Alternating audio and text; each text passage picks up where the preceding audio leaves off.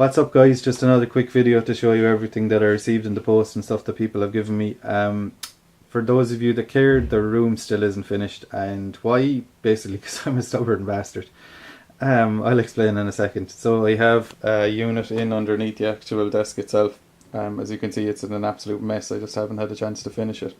There will be doors on either side of this eventually, to kind of conceal it, and there's enough room at the back of the desk that I can actually push this in, so there'll be room for my feet to slide under the desk and kind of be more office-like and less kind of gamey. I want everything kind of sealed and kind of put away and not obvious, basically. Okay, on to why I'm stubborn. So over here in the actual unit itself, stuff that we did do, we put in shelves, and as you can see along here I have like boxes, just generic boxes that I put white paper over and brown packing tape and just kind of label them up and stuff, and I'm stacking stuff up. I have the TV in, put in one shelf. Like this was all shelved out but much further apart, kind of that basically. So moved the shelf, put the TV in, got on fine. My dad was actually helping me put in the second one, perfect. Went to put in this one, my dad actually finished it after what happened. It was over here in the corner, there was stuff as you could just mess on that I had taken on the ground and just dumped there. He told me to be careful, that it was heavy enough, don't do what I was doing. What I was actually doing was balancing it on my knee while I was trying to put it in, because he was doing something else for me. We just wanted to get it finished. It was late in the evening. And because I was stubborn, I didn't listen to him. And I rested on my knee, and it fell off my knee and landed on the toe of the other foot and broke my toe. So yeah, I haven't done anything since. There's 2 more shelves in, and I have more consoles taken down from the attic, but literally like the tools and just the stuff that was on the ground that was there is now here. I also have more boxes because the shelves aren't fully in, of just like stuff like controllers and accessories and just other stuff that I won't throw away. As you can see, like it's literally just a box and packing tape and white paper that I stuck on top. I'm not doing anything fancy, but it's good enough that it doesn't just look like the box that it is. Right, on to the good part. What did I get in the post, and did I receive or get up to 100 games? Well, no, technically. First off, what a local printing company to me were having a sale. I think this actually worked out like a tenner with postage and stuff, so I got a couple of cards kind of that I can throw in when I do trades and give stuff to people. I got a Wii to HDMI converter, which if you haven't seen one before, literally just slats into the back of the normal TV out and leaves you the option of a HDMI cable. It is just an upscaler, but it's just handier to use with kind of the newer TVs and stuff, and leave connections available if I want to for kind of testing or debugging things, to plug them into the other spare slots in the TV. Okay, on to the NES games. Did I receive 100 NES games? I didn't. Technically I got more. Yeah. Okay, so here we have like game number 99, which is Sesame Street 1, 2, 3. Game 100, which is Gold. Casino Kid, which is game 101. Chris Everett and Ivan Lendl Tennis, which is game 102, and Baseball Simulator 1000, which is game 103. Next up, I use a friend in my... I don't use him.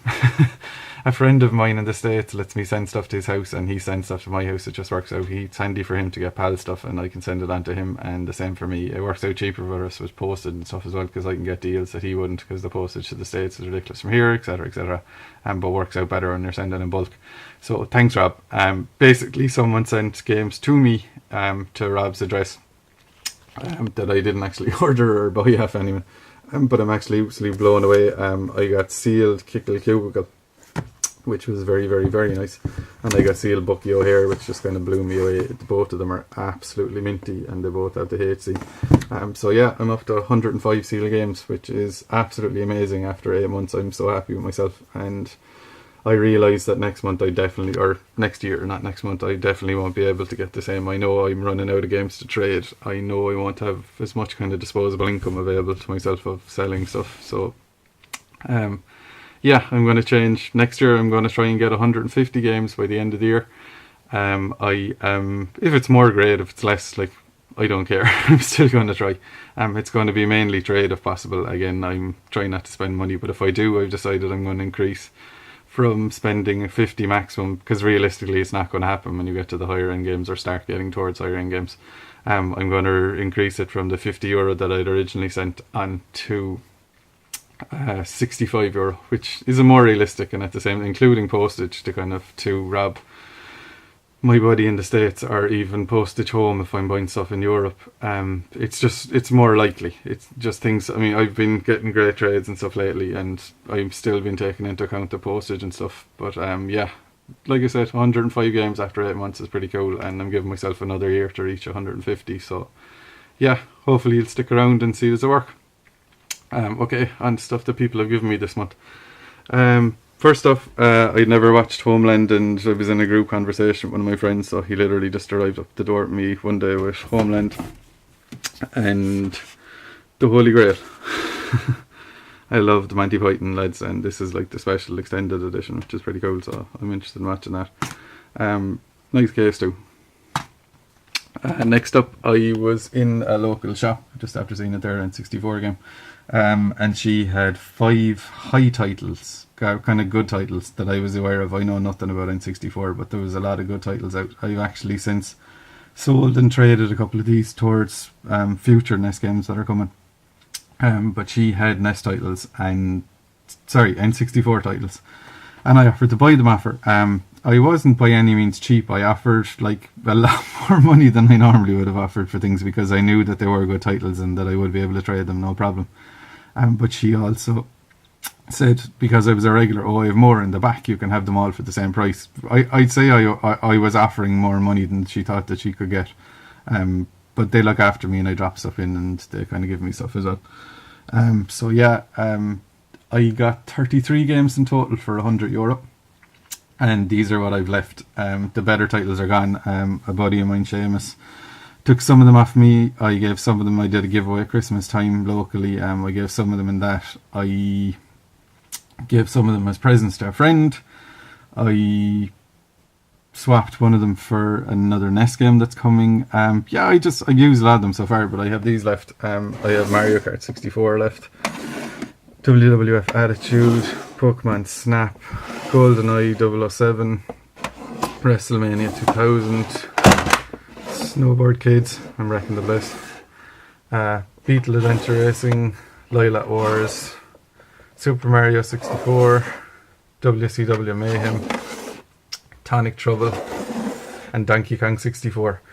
These by no means are the good titles. I did a very good deal with my buddy that I sold them to, and the ones that I gave away, I gave them. I sold a few of the games to someone else locally. He's looking for stuff for his girlfriend. So like, I've said it before, and I really believe in paying things forward. If people are good to you and you're good to people, it'll kind of come around and people give you stuff. I also sold something to somebody on a local site, and I was unsure it worked, so I actually put money back into the envelope just to say, like, look, I'm sorry, I know I have this and it turns on. I put batteries into it, but I didn't have time to test it. I just didn't know that it worked, and I felt self-conscious about it, so I basically refunded him the price of postage just on the off chance it didn't work. He got it for fairly cheap anyway. And as a thank you, he basically said that I shouldn't have and sent me a game in the post. So yeah, someone who traded with me local sent me Fighter's Destiny as a gift. So there you go. I became an accidental N64 collector. Yeah, another great month. Thanks so much for everybody who supported me. Thanks so much for everybody watching this, if people actually watch it. And yeah, just stick around. Hopefully in the next year I'll get to 150 seal games. I know the more I leave it and the longer I leave it, the bigger price games are going to get more expensive, but I'm determined to prove that you can still collect on a budget and like make it happen. And I'll probably never get them all. I have the majority of the games that I don't have sealed. There still is only 4 of a full set that I'm short. So if I don't get them sealed, I can just pop in the ones. They're not actually here. The majority of my collection is in my dad's house. So yeah, thanks for sticking around and thanks for watching, and yeah, stick with me for the next year.